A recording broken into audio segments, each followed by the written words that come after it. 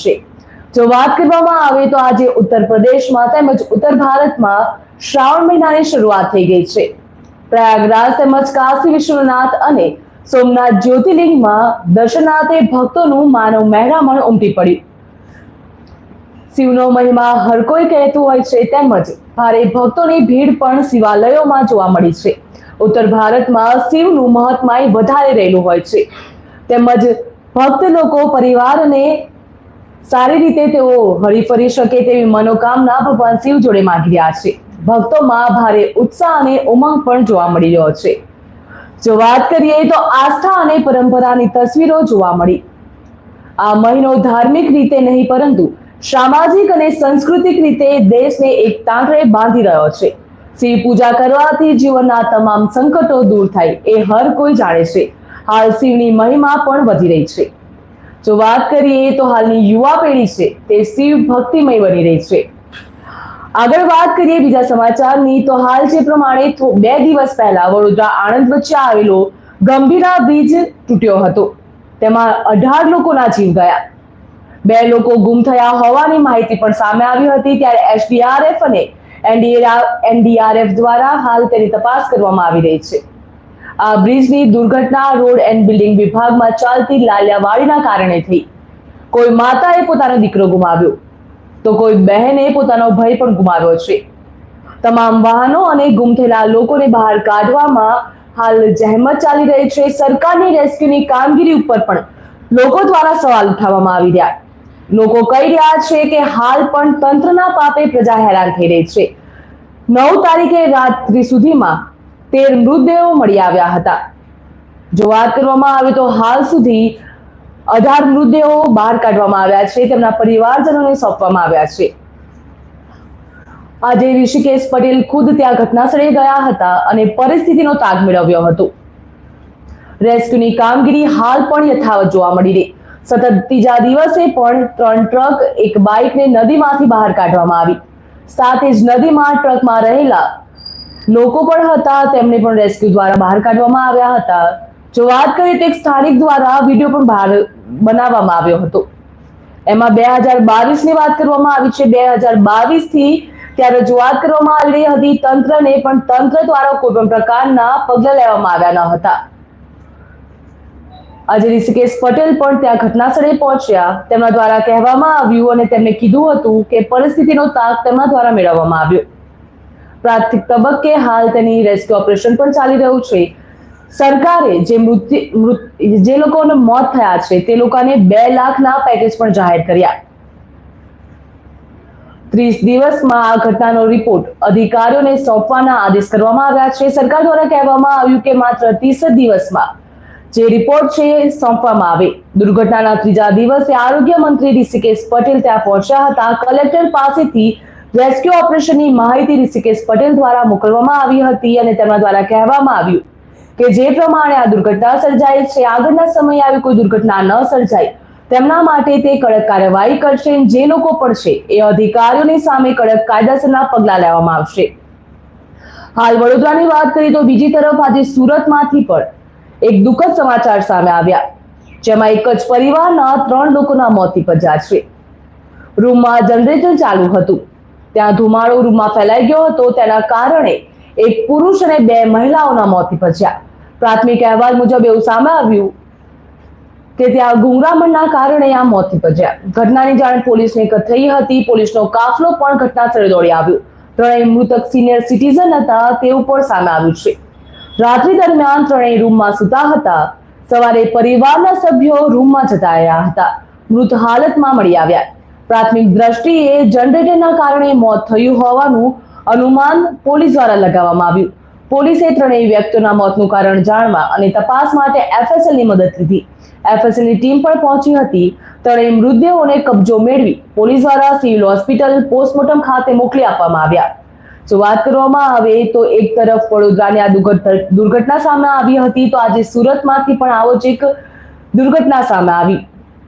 પાલના police સ્ટેશનના inspector KL Gandhi દ્વારા કહેવામાં આવ્યું હતું કે સવારે પીસીઆર વાનને એક કોલ આવ્યો હતો। તે ભાટ ગામમાં 3 લોકોના મોત થયા હતા તેવું તેમના દ્વારા કહેવામાં આવ્યું। અહીં એક ક્રિકેટ ગ્રાઉન્ડ અને ખેતર પણ આવેલું છે. આ લોકો ખેતરમાં ચોકીદારી કરતા હતા. પ્રાથમિક તપાસમાં એવું સામે આવ્યું કે મૃતકમાં એક વૃદ્ધ, 2 મહિલા અને રૂમની અંદર જનરેટર ચાલુ હતું. રૂમ બંધ હતો, તેના કારણે રૂમમાં ધુમાડો ફેલાઈ ગયો હતો. તેના કારણે ગુંગળામણના કારણે 3 લોકોના મોત નીપજ્યા. અંદર ગયા ત્યારે તીવ્ર દુર્ગંધ પણ મારી હતી તેવું પોલીસ દ્વારા કહેવામાં આવ્યું. પ્રાથમિક તપાસમાં એવું જાણવા મળ્યું કે જનરેટરના ઉપયોગના કારણે રૂમમાં ધુમાડો ભરાઈ ગયો હતો, જેનાથી ગુંગળામણ થઈ હતી અને આ લોકોના મોત નીપજ્યા. FSL અને PM રિપોર્ટના આધારે વધુ તપાસ હાથ ધરવામાં આવશે તેવું પણ ઇન્સ્પેક્ટર દ્વારા કહેવામાં આવ્યું. ત્યાર પછી મૃત્યુનું ચોક્કસ કારણ પણ જાણી શકાશે. જ્યાં લોકો સૂતા હતા ત્યાં જનરેટરનો ઉપયોગ કરવામાં આવતો હતો. રૂમમાં વેન્ટિલેશન માટે કોઈ જગ્યા ન હતી, જેથી ધુમાડો રૂમની બહાર નીકળી ના શક્યો. હાલ આજ પ્રાથમિક જાણકારીમાં બહાર આવ્યું. ગુજરાતમાં અનેક પ્રકારની આ દુર્ઘટનાઓ હાલ સામે આવતી હોય છે. તો ગઈકાલે વડોદરાની દુર્ઘટના સામે આવી, તો આજે સુરતમાં પણ આવા દુઃખદ સમાચાર સામે આવ્યા. આગળ વાત કરીએ તો સોનાના ભાવની કરીએ. આજે સોનાના ભાવમાં વધારો થયો. સોનાના ભાવમાં 600 રૂપિયાનો વધારો થયો.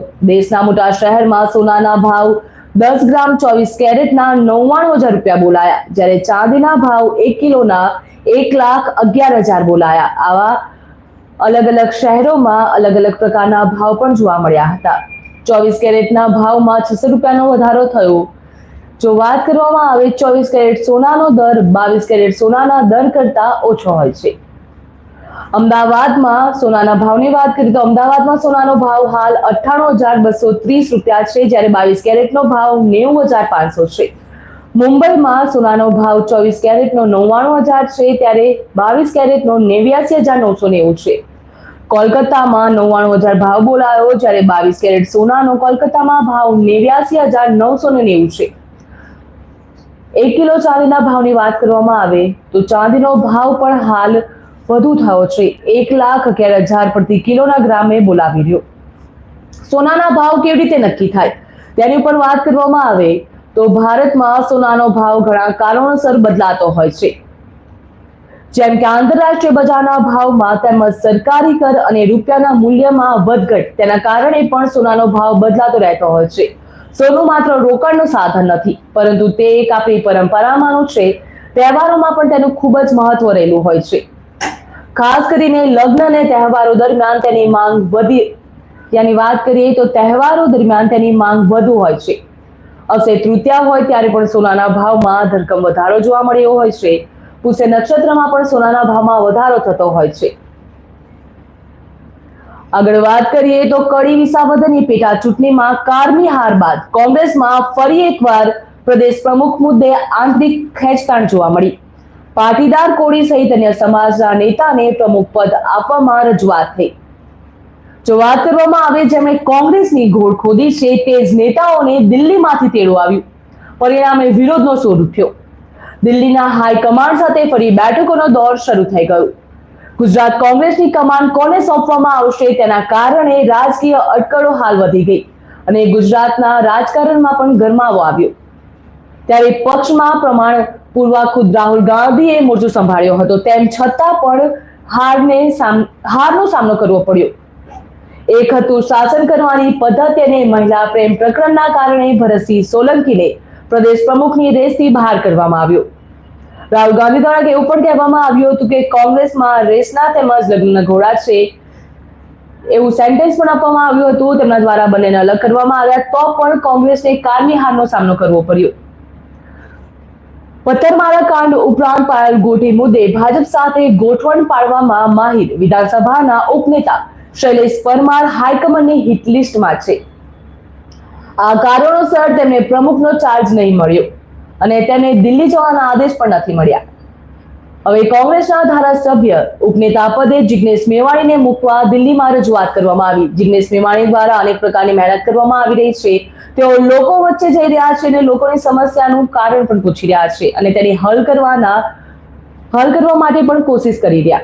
કોંગ્રેસમાંથી એવો વિરોધનો સૂર ઉઠ્યો હતો, તેમજ કોંગ્રેસના નેતામાં રોષ પણ જોવા મળ્યો. ભાજપ સાથે ગોઠવણ પડતા ચૂંટણીમાં પૈસાથી ટિકિટો વહેંચી હતી તેવા લોકોને દૂર કરવામાં આવ્યા, પક્ષમાંથી કાઢી દેવામાં આવ્યા.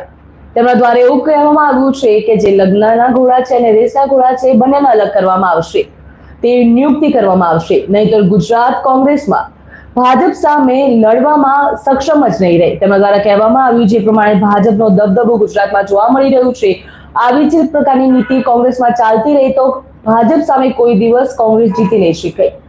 અત્યાર સુધીમાં અમિત ચાવડા, જ્ઞાનીબેન ઠાકોર, જિગ્નેશ મેવાણી, વીરજી હુમ્મર, લાલુજી દેસાઈ પ્રદેશ પ્રમુખની રેસમાં આગળ જોવા મળી રહ્યા છે. હવે જોવાનું એ રહ્યું કે કોંગ્રેસમાં પ્રમુખ પદ માટે કોને ચૂનવામાં આવશે કે કોણ રેસમાંથી આગળ જશે.